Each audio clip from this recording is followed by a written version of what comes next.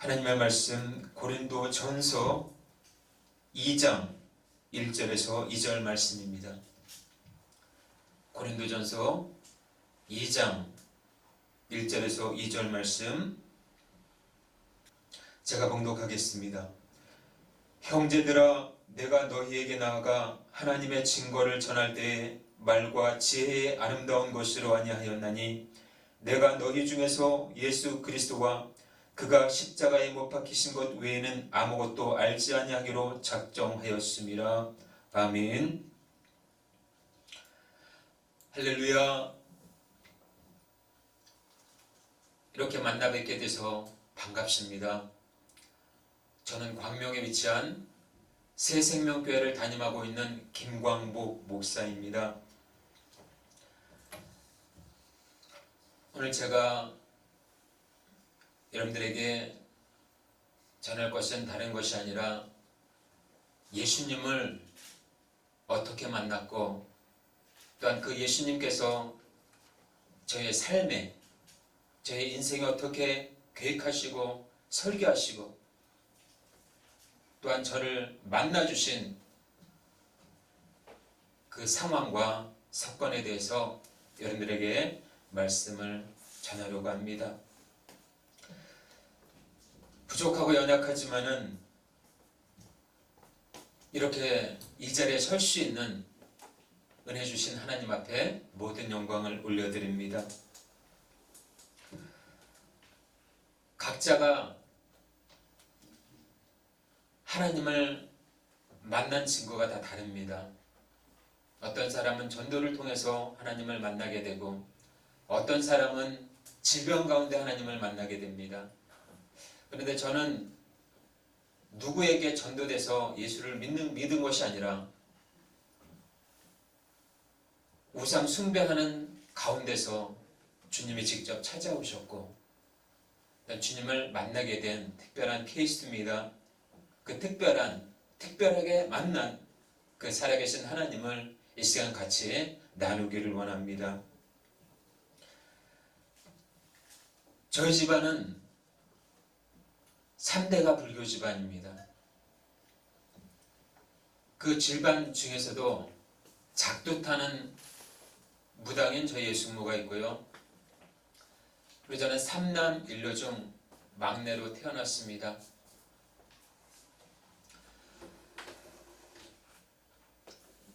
제가 태어나자마자 제가 4살 때 되던 해에 저희 어머니는 위암으로 돌아가셨고요. 그리고 저희 아버지는 다시 재혼하게 돼서 이제 새 어머니를 맞이하게 됐습니다. 그리고 새 어머니의 되시에 2명의 이제 자녀가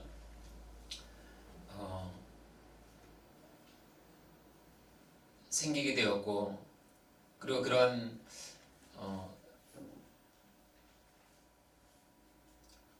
어렵고 힘든 가운데서도 정말 저희 아버지는 그 가장에 대한 의무를 잃지 않았습니다. 그런데 제가 4살 때 되던 해에 유독 저만 애숙모 집에로 보내진 겁니다. 제 애숙모가 작두타는 무당인데 그 애숙모 밑에서 계속 수종 들면서 그 하루하루가 멀다 하고 그 밑에서 계속 이제 굿도하고 또 무당으로서, 무당은 아니지만 무당 밑에서 수종되는 일을 한 7년 정도 하게 됩니다. 아침에 일어나면은 촛불 켜고 그리고 애숙모가 하라는 대로 다 수정 들면서 이제 하기 시작합니다. 근데 어느 날 예기치 않게 몸이 굉장히 아픈 거예요. 머리도 아프고 열도 나고 병원에 가면 증상이 나타나지 않고 그래서 제 예수모가 부적을 하나 줬습니다. 부적을 하나 주면서 그걸 꼭 간직해라. 이 부적이 너를 살릴 거다. 일주일에 2번씩은 부적을 갈아줬습니다. 그리고 일주일에 1번씩은 구슬을 했습니다. 왜냐하면 제 죽은 엄마가 자꾸만 저한테 온다는 거예요. 그래서 이제 너무나 불쌍해서 이제 저한테 온다 그러는 건데, 그것 때문에 이제 일주일에 1번씩 계속 구슬을 하기 시작합니다.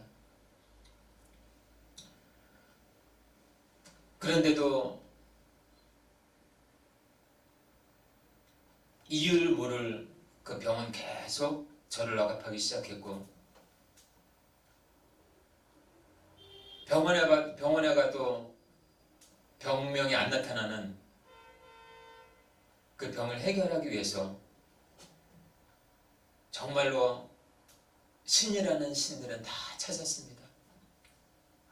그런데도 소용이 없었습니다. 7년 정도 됐을 해 이제 예수무 밑에서 이제 도망쳐 나왔습니다. 도망쳐서 나와서 제가 종교를 하나 갖게 됐는데, 그 종교가 남묘호랭개교입니다. 일본에서 넘어온 소승불교입니다. 그때 당시는 남묘호랭개교를 믿는 사람들이 너무나 많았습니다. 그것은 자기 자신을 믿는 겁니다. 이 온 우주상에 자기 자신이 신이 되고 자기 자신 외에는 없다라는 것이 바로 여기서 말하는 교리 중에 하나입니다. 새벽 5시만 되면 물 떠놓고 동쪽을 바라보고 남묘호랭교교라는 그 낱말을 계속 외치기 시작합니다. 그런데도 병명이 나아지지 않는 거예요.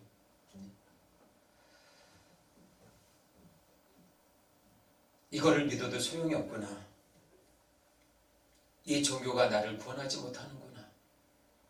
저는 자포자기 상태입니다.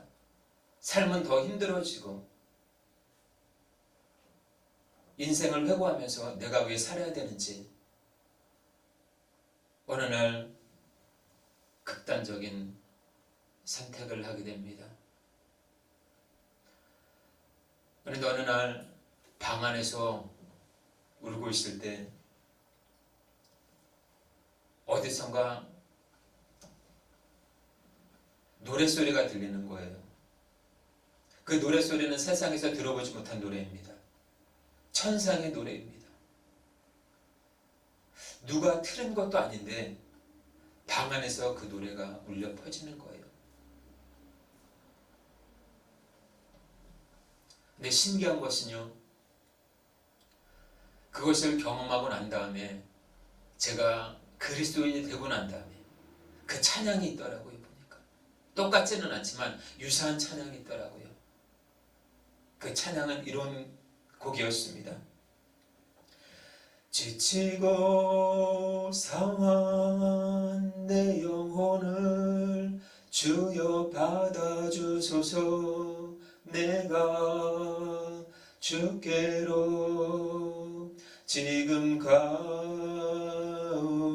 가오니 버림받고 깨진 나의 마음을 주여 받아주소서. 내가 주께로 지금 갑니다.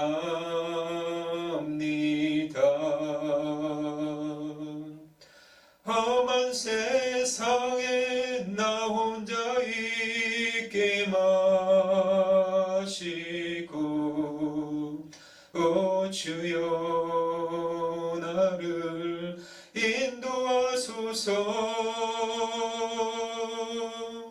거친 비바람 불어올 때 오 주여 나를 오 주여 나를 인도하소서.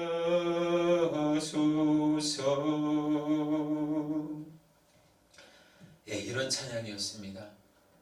근데 이 찬양을 듣고 나서 그런 생각을 했습니다. 아, 환청이구나.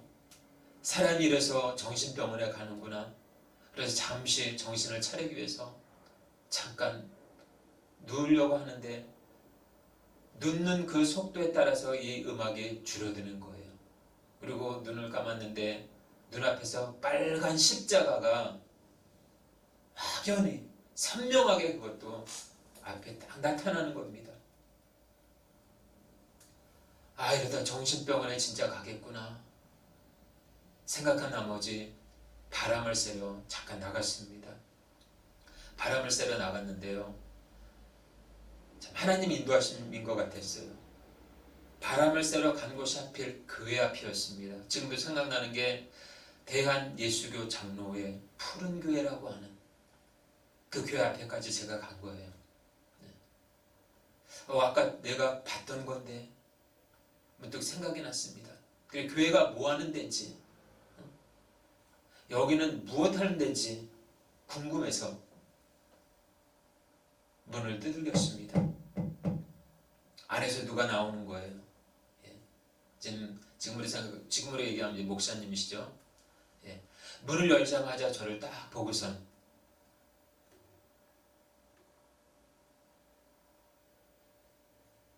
처음 보는 저에게 끌어안으면서 잘한다고요. 형제님 잘 왔습니다. 들어오세요. 참 형제님은 먹을 복이 많네요. 안에 딱 들어가 보니까 상다리가 부러질 정도로 음식을 해놨더라고요. 내가 개척 1년인가 2년인가 1주년 기념인 것 같아요. 그때 마침 제가 갔던 거예요. 누가복음 15장에 보면은 돌아온 탕자의 비유가 나옵니다. 송아지를 잡아서 먹이고 손가락질을 끼워주고 나간 자식을 그렇게 반가워하는 그 아버지의 모습 속에 주님의 사랑을 느끼게 됐습니다. 그때는 몰랐지만 지금 와서 보니까 그 돌아온 탕자가 나였구나 깨닫게 됐습니다. 그리고 믿음은 들음에서 난다고 그 고마움에 주일날마다 이제 교회 가기를 시작합니다. 그때 당시에 저희 집안은 남묘훈련교교였습니다. 남묘훈련교교.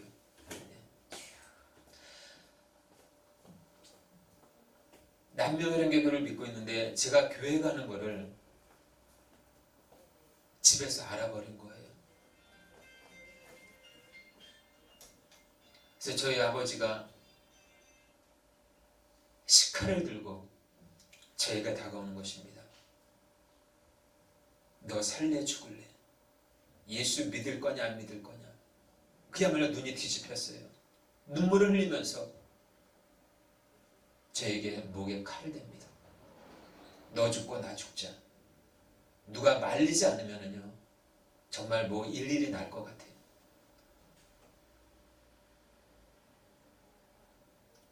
또 우리 새어머니가 계셨는데 새어머니가 그때 말리더라고요. 저는 나가서 통곡했습니다. 통곡하며 울었습니다.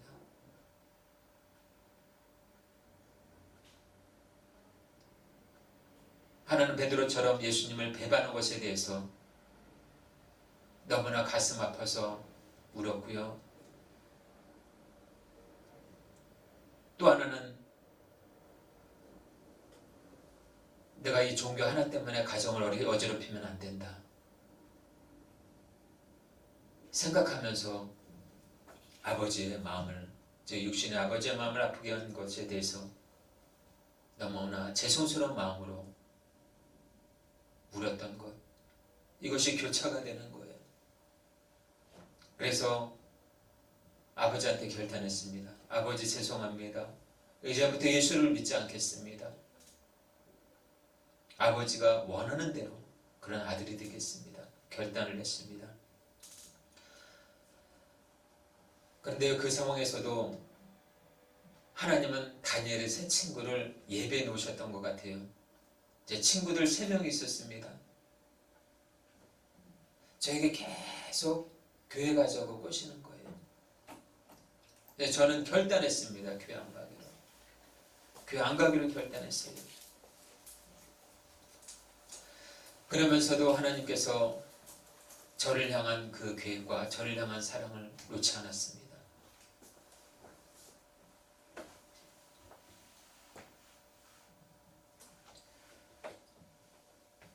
그리고 몰래 그래도 하나님의 사랑은 항상 저에게 행했습니다. 몰래 이제 교회를 가기 시작합니다.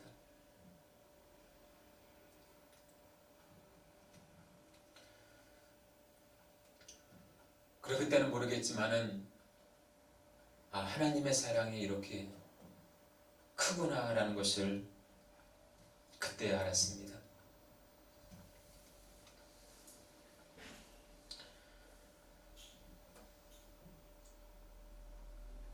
정말 교회가 정말 따뜻하고 교회가 정말로 좋은 곳이라는 것은 알았는데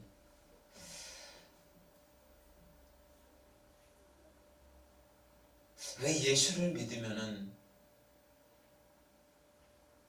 잘 돼야 되고 왜 예수를 믿으면은 마음의 소원대로 딱딱 이루어지고 예수를 믿으면 정말 형통해야 되는데 왜 이렇게 나에게 고난이 많을까? 항상 물음표였습니다.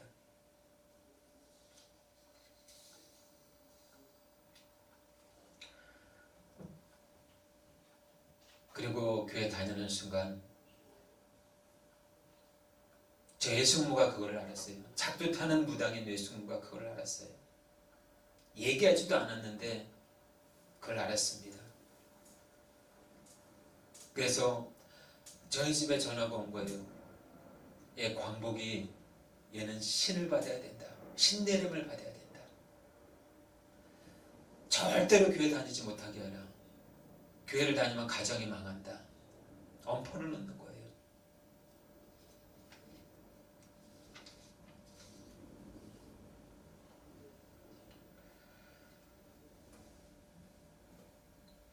그래도 저는 상관하지 않고 계속 교회를 다니기 시작합니다.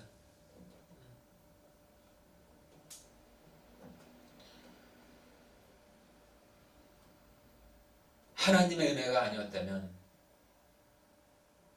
저는 이 자리에 설 수 없었습니다.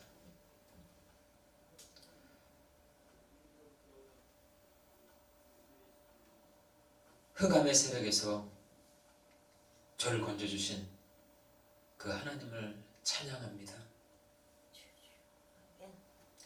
마귀의 종노릇하며 불행의 인생을 살다가 마지막 결정적인 순간에 저를 만나주신 그 하나님, 저를 지금 있게 하신 그 하나님, 그 하나님을 몸으로 찬양을 드리길 원합니다. 이 시간은 저의 고백이기도 합니다. 너의 푸른 가슴 속에라고 하는 이 찬양을 드리면서 깊이 묵상하면서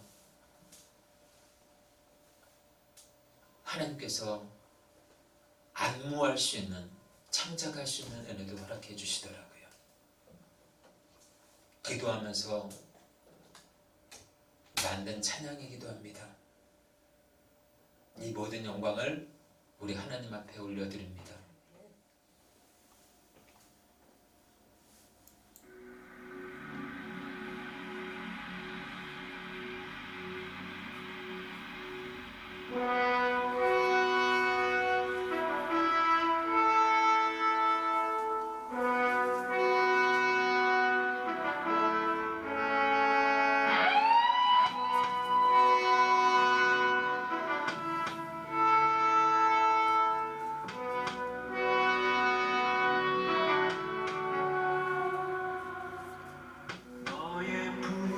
가슴 속에 십자가에 흔적이 있다면 주위에 이제 일어나 너의 믿음 주께 보이라.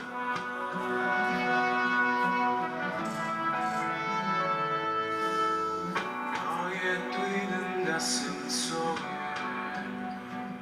하늘의 불 타고 있다면 그 나라 그 영광 위에 너의 삶을 주께 드려라.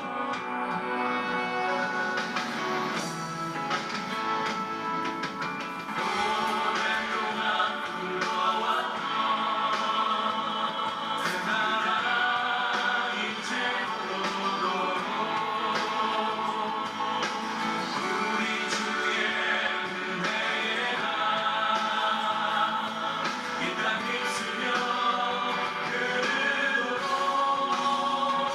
하나님의 눈물을 가진 자 일어나 주님을 따르라.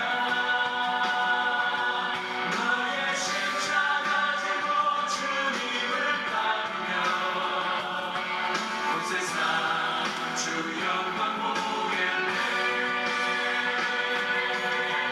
너의 삶을 불태워 주를 섬겨라. 주의 영광 나타나겠네.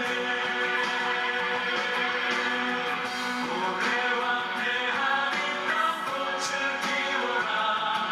주의 감기 가득하겠네.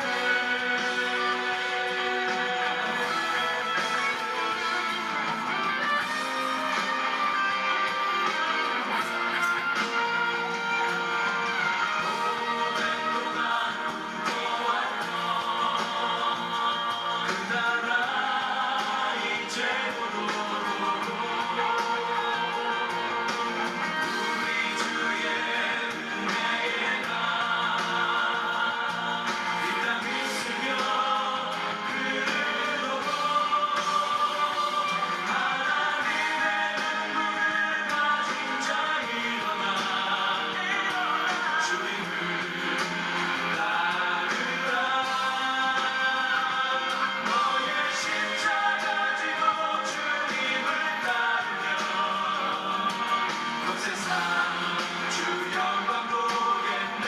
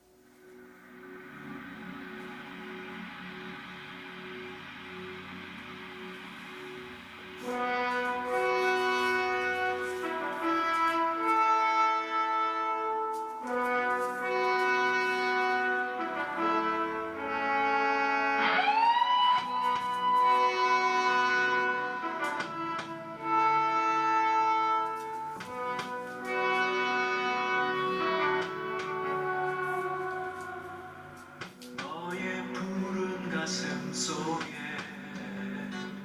십자가의 흔적이 있다면 주위에 이제 일어나 너의 믿음 주께 보이라.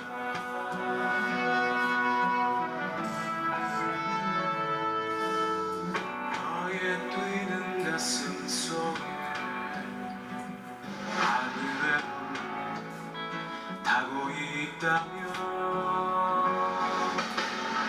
그 나라 그 영광 위에 너의 삶을 주께 드려라.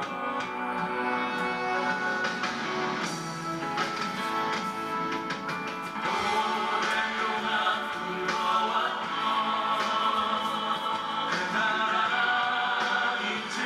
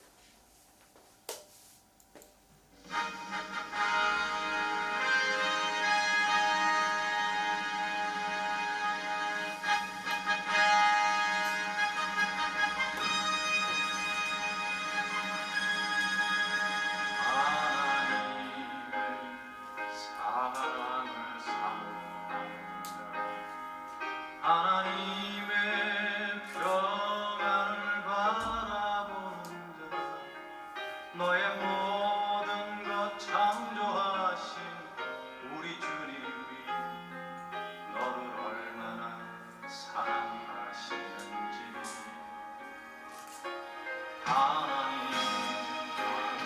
찬양과 경배합니다.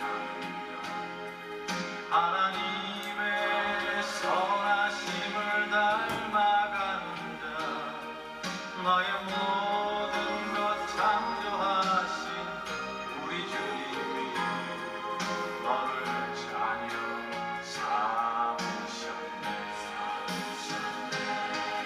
하나님 사랑의 눈으로 너를 언제나 바라보시고 하나님 은자한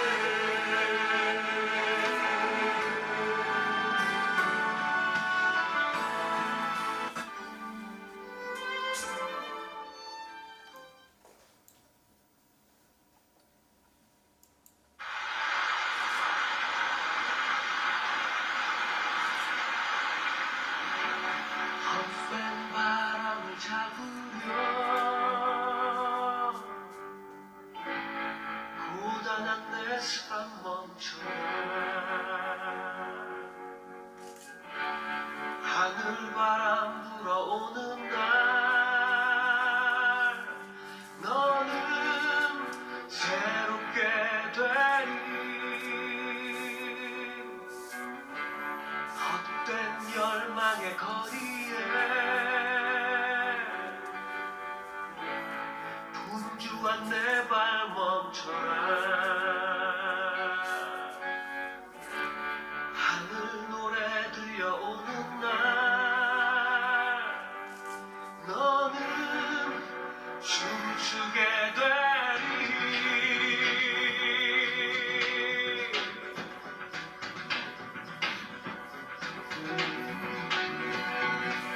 우리 주의 성령님 바람같이 이제 임하사 주의 영광 위하여 우리 삶을 인도하소서. 우리 주의 성령님 바람같이 이제 임하사 주의 영광 위하여 우리 삶을 인도하소서. 우리 깨어 일어나 주의 소리 모든 산들여 주를 따르니 세상 모든 열방들 기뻐 달려와 주 찬양하는 그날을 위해. 우리 주의 성령님 바람같이 이제 임하사 주의 영광 위하여 우리 삶을 인도하소서.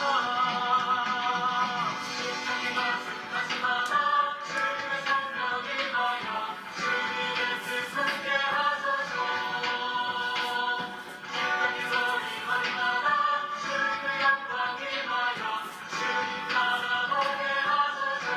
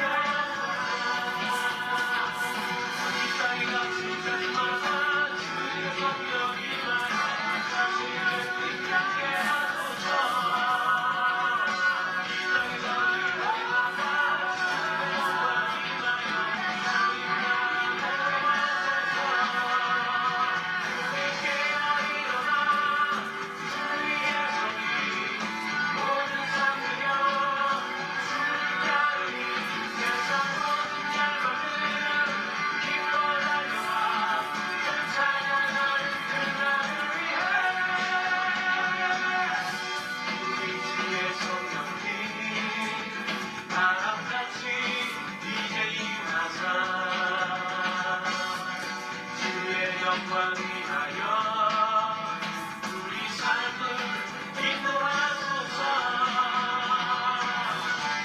주 영광 위하여.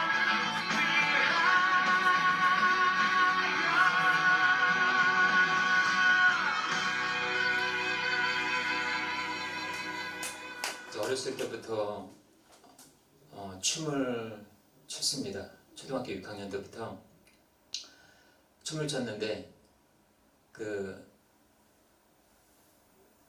이제 동네 형들이 이제 브레이크 댄스라고 하는 마이클 잭슨이라고 하는 그때 당시 굉장히 유행을 했는데 브레이크 댄스를 막 추고 있는 거예요. 그래서 그거를 딱 보고 너무나 감동을 받은 거예요. 그 어린 나이에.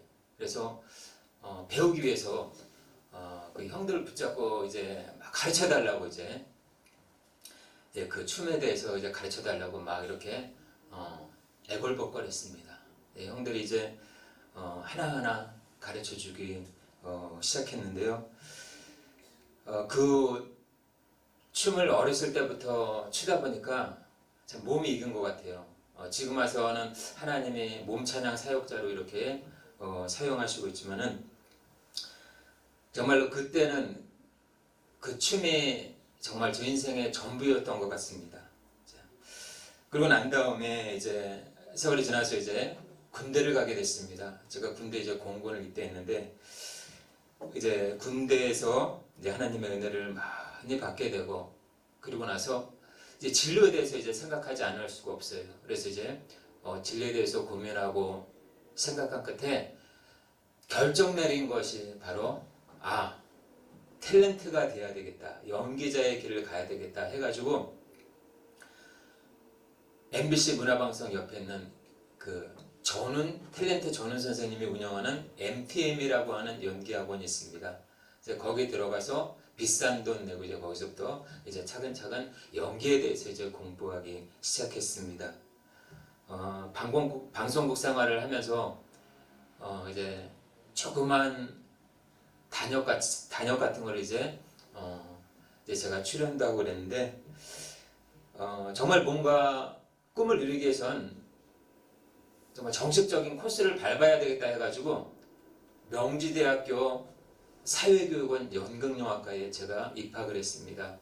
그리고 거기서 이제 한국무용이라고 하는 과목이 있어요. 그 한국무용을 배우게 되면서 이제 한국무용협회 남자 교수님이신데 지금은 소천하셨는지 모르겠어요. 지금 한 80 정도 연세가 80 정도 되십니다. 김준기 선생님이시라고 그분 밑에서 제가 한국무용을 조금 배웠습니다. 그런데 그 학기 중에 그 명지대학교 연극영화과 다니면서 그 학기 중에 제가 잘못된 선택을 하는 바람에 제가 이단에 빠지는 계기가 있었습니다. 그건 뭐냐? 이제 명지대학교 사회교육원 다니면서 우연히 이제 그 모집을 보게 됐습니다. 그 정문에 뭐가 하나 붙어져 있더라고요. 그러니까 보니까는 전국 대학교 댄싱 경연대회라는 게 붙여져 있는 거예요. 그래서 어렸을 때부터 춤을 췄으니까 한번 도전해보자. 마이클 잭슨이라고 하는 그 춤을 가지고 지원하게 됐습니다. 홍익대학교 운동장에서 이제 전국 대학생들이 모여서 이제 댄싱 경연대회를 시작했습니다. 근데 거기서 제가 인기상을 제가 수여했습니다. 마이클 잭슨 춤 하나로 인기상을 수여했는데 그걸 끝나고 나서 집에 가려고 하는데 그 학교에 서영학과에 다니는 3학년 한 여학생이 저한테 오더니 뮤지컬에 대해서 관심이 없냐고 물어보더라고요. 뮤지컬. 기회가 없을 뿐이지 기회다 싶다 그래가지고 제가 흔쾌히 제가 승낙을 했습니다. 그리고 나서 연락처를 서로 주고받고 그리고 헤어졌습니다. 일주일 후에 전화가 온 거예요. 잠실로 나와라. 잠실에서 만나기로 약속을 했습니다. 근데 거기가 JMS라고 하는 정명석 JMS라고 하는 그 단체더라고요. 이단 단체더라고요. 거기가 밀집되어 있습니다. 잠실에. 그래서 저는 그것도 모르고 거기에 이제 들어가게 돼서 합숙 훈련을 하게 되고 처음엔 이단인지 몰라요. 그럴듯하게 거기서 성경 공부도 하고 그리고 뮤지컬도 배우고 근데 이 정명석이 만들어낸 하나의 단체가 있습니다. 썬예술단이라고 하는 그 안에 뮤지컬도 있고 아주 다양한 그 예술이 많이 있어요. 거기에 배우들도 있습니다. 그렇게 한 1년 동안 합숙 생활하면서 뮤지컬도 배우게 되고 근데 1년쯤 됐을 때 뭔가 좀 까름직하더라고요. 근데 마음에 내키지가 않는 거예요. 그래서 하나님 앞에 기도했습니다. 하나님 여기가 진짜면은 여기서 남게 해주시고 아니면은 나오게 해주세요. 나오게 해달라고 그렇게 기도를 했습니다. 그런데 마음이 너무 안 내키는 거예요. 그래서 기도하는 가운데 마음속에서 이건 아니다 해가지고 새벽에 거기서 탈출하게 됐습니다. 만약 거기서 탈출하다가 걸리면요 그냥 큰일 나는 거예요. 큰일 나는 거예요. 예.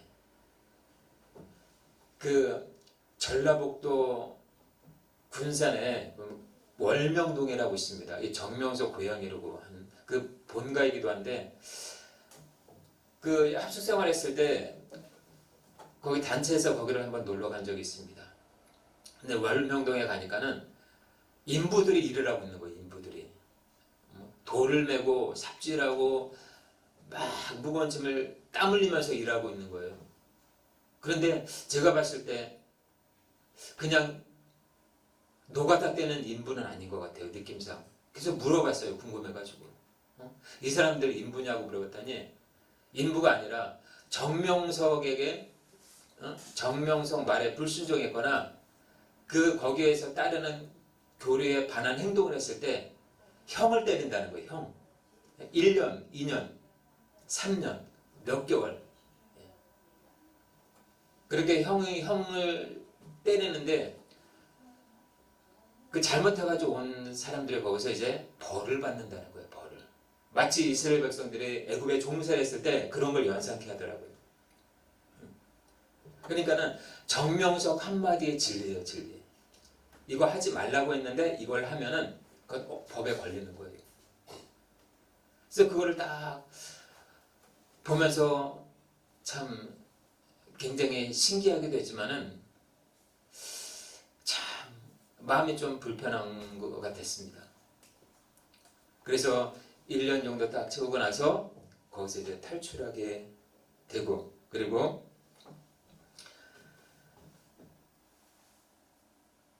이제 하나님의 인도하심 속에서 이제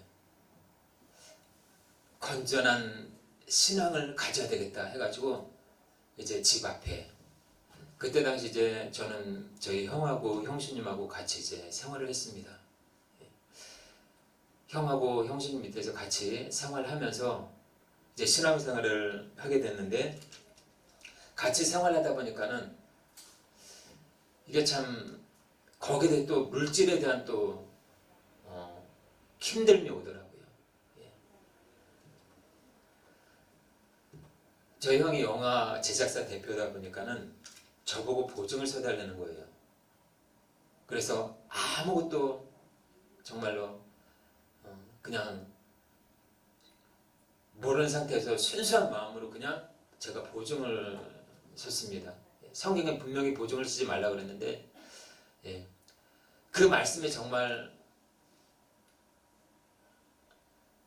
마음에 확 뼈저리게 왔다면 정말 보증을 서지 않았을 텐데 그만 제가 보증을 쓰고 말한 거예요. 보증을 쓰다 보니까는 빚이 산더미처럼 쌓이기 시작합니다. 한순간에 이제 신용불량자가 돼버린 거예요. 한 5천 몇백만 원이 신용불량자가 돼서 이제 아무것도 못하는 거예요. 그래서 거기서 또 이제 나왔습니다. 나와서 이제 제가 다니는 그 교회에 담임 목사님한테 허락을 받고 거기서 이제 숙식하고 그랬습니다. 담임 목사님의 교회 안에 조그만 방을 허락해 주더라고요. 그 방에서 이제 숙식 생활을 했어요. 숙식 생활을 하면서 이제 신앙생활을 했는데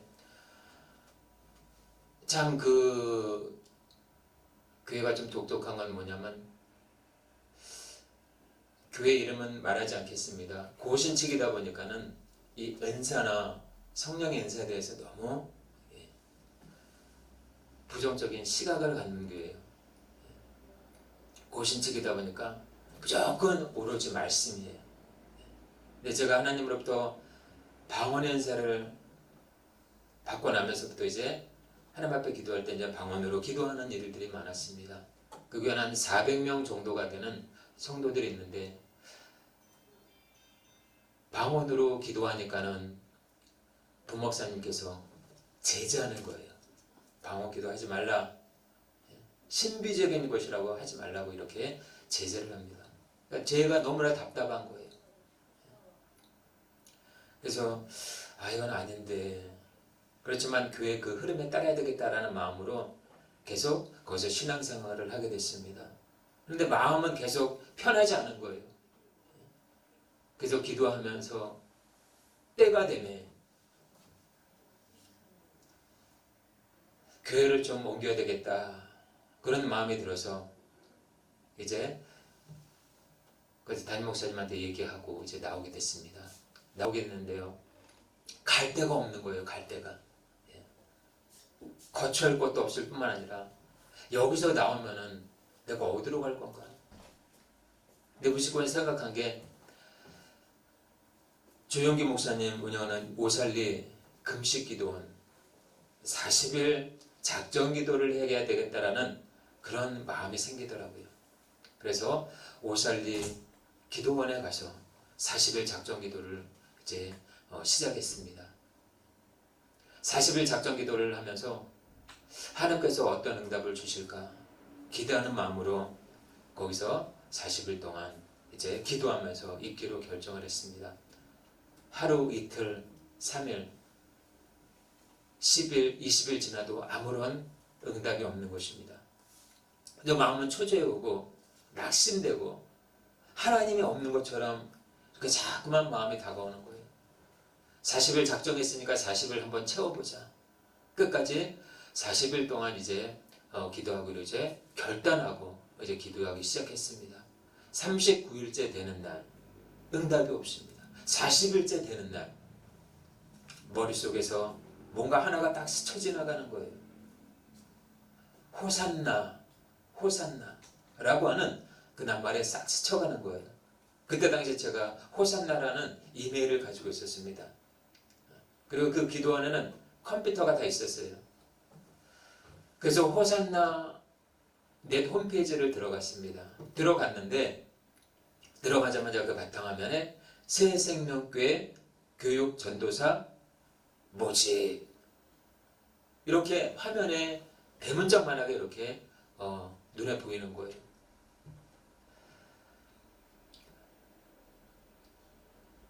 그때 제가 신학대학교 1학년이었습니다. 양평에 위치한 아세연합신학대학교 1학년 학부생이었는데 뭐 제가 경력이 있습니까? 뭐가 있습니까? 전도사하고는 나하고 맞지는 않겠다. 경력도 있어야 되고 운전도 해야 되고 컴퓨터도 잘해야 되고 근데 저에게 맞는 게 아무것도 없는 거예요. 그런데 그 호산나라고 하는 그것이 머릿속에 싹 스쳐 지나간 다음부터 계속해서 머릿속에 새생명교회라고 하는 그 낱말이 계속 지워지지 않는 거예요. 믿져야 본전이다. 그 교회도 한번 전화를 했습니다. 전화를 딱 했는데 여자분이 받으셔요. 아마 목사님인 것 같아요. 예. 교육전도사 모집한다고 그래서 제가 전화했습니다. 목사님 운전면허 있습니까? 물어봐요. 운전면허 없다고 얘기했습니다. 그럼 컴퓨터 잘합니까? 물어보셔요. 컴퓨터도 못합니다. 그럼 전도사 경력이 얼마나 됩니까? 전도사 경력은 하나도 없습니다. 목사님은 한숨을 딱 쉬더라고요. 주여, 성령은 동일하시니까 일주일 기회를 줄 테니까 일주일 동안 기도하고 목사님 당신께서 전화를 준다고 이렇게 얘기하고 전화를 끊었습니다. 자, 일주일이 지나고 나서도 연락이 안 오는 거예요.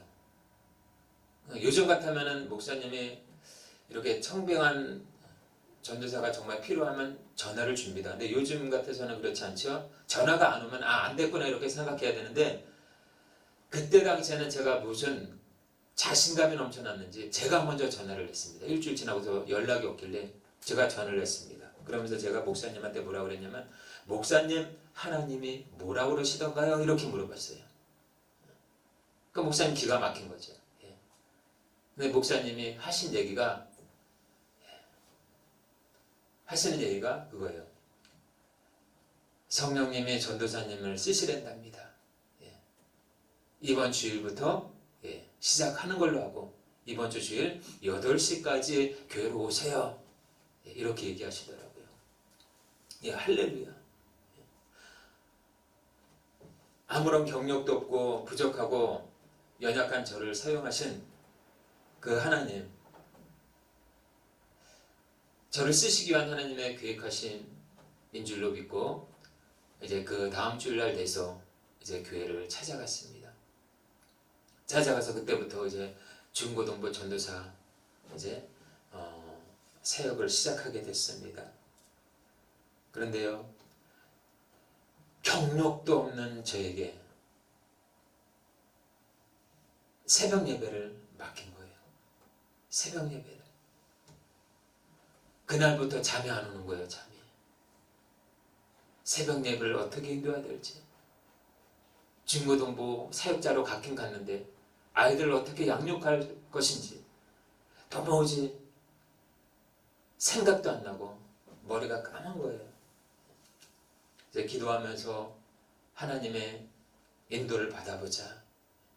기도하면서 계속 성경 보면서 은혜 받은 말씀을 같이 나누면서 그 교회에 이제 정착하면서 신앙생활을 이어갔습니다. 1년, 2년, 3년 지나고 4년 졸업식을 앞둔 한 학기 남은 그 가을날,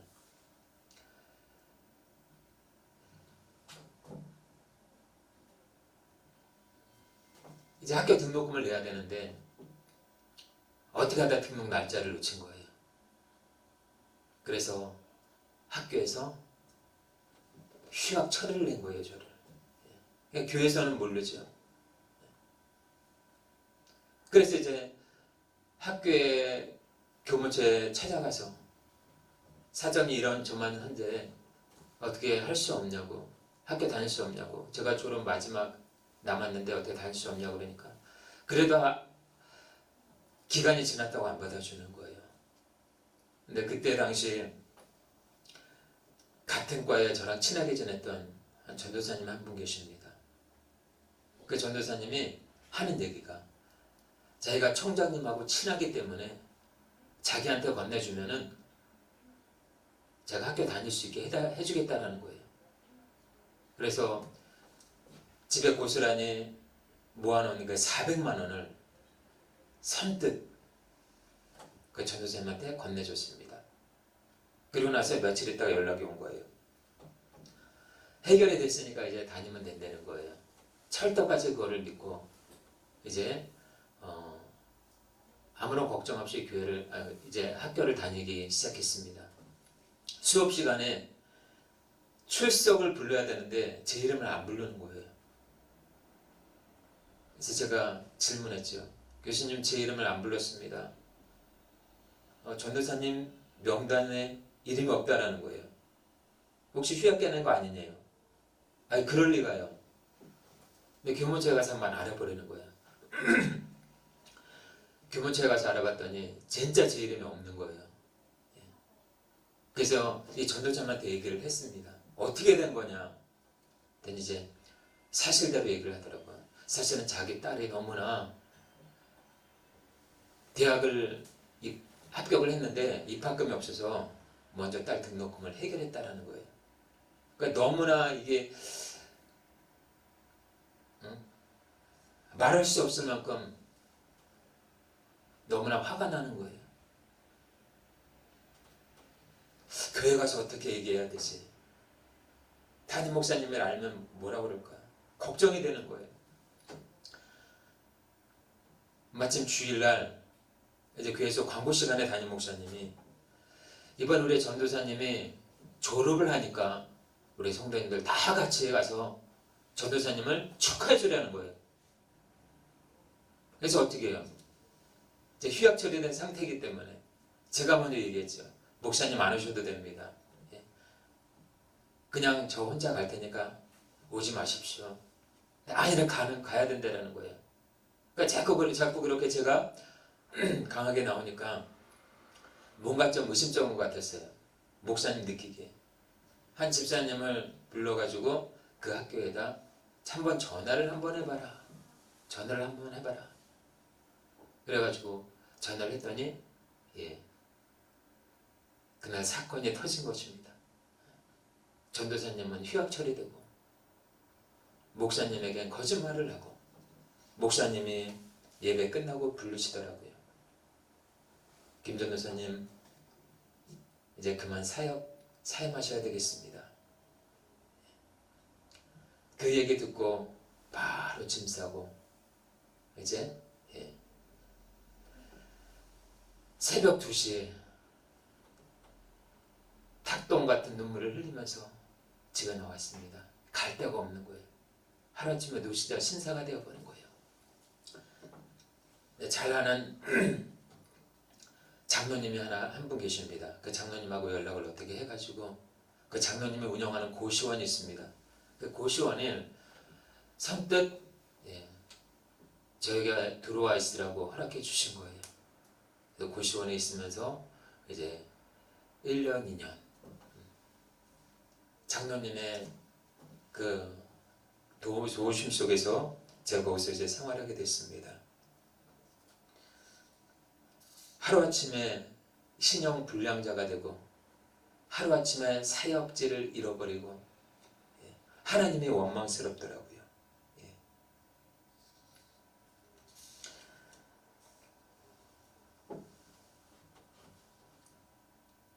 그런데요, 그 사기친 전도사님한테 연락이 온 거예요.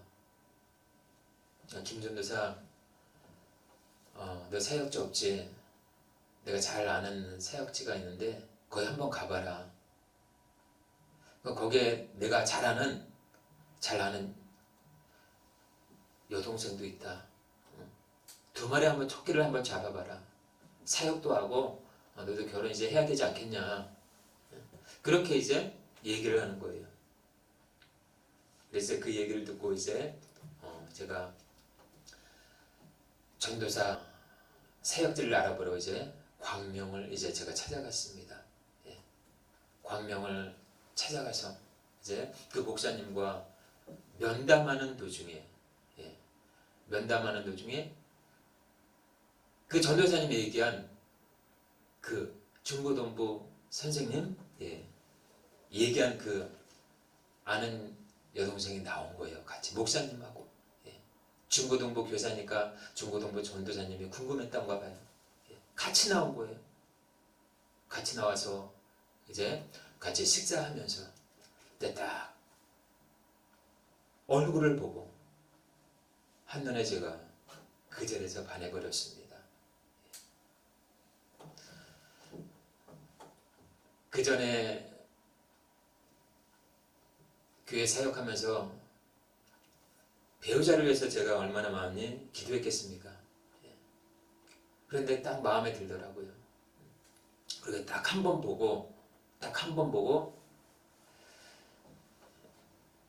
여러분들 믿거나 말거나 하겠지만 한 번 딱 보고 저는 달려갔습니다. 어디로 달려갔느냐? 예식장으로 달려갔습니다. CTS, 지금 노량진에 있는 CTS 예식장, CTS 방송국 안에 예식장이 있습니다. 거기서 이제 얘기를 했어요. 언제 결혼할지 모르겠지만 이 사람하고 결혼하려고 합니다. 될 수 있으면 빠른 시일에 결혼할 터이니 우선 예약 접수를 하겠습니다 했는데 거기서 허락을 해주더라고요. 예약 접수를 하고 그리고 이제 그 당시에 이제 제가 담임 목사님한테 얘기했습니다. 제가 3개월 중국 대련에 단기 선교를 가는데 3개월 있다가 와서 전도사 사역을 하면 안 되겠냐고 그렇게 양해를 구했습니다. 전 목사님이 허락을 해주셨어요. 중국 가서 3개월 동안 말씀과 기도에 전무했습니다. 그리고 안현정이라고 하는 그 집사님, 그 전도사님이 얘기한 그 여동생을 위해서 간절히 기도했습니다. 그리고 3개월이 되고 그 교회에 들어가서 이제 사역을 시작하게 됐습니다. 거기 중국에서도 40일 작정 기도를 하면서 결혼에 대한 그 기도는 빠지지 않은 것 같습니다. 그 기도 제목을 놓고 기도했을 때 하나님이 정말로 특별한 방법으로 인도하시고 응답해 주신 것 같습니다.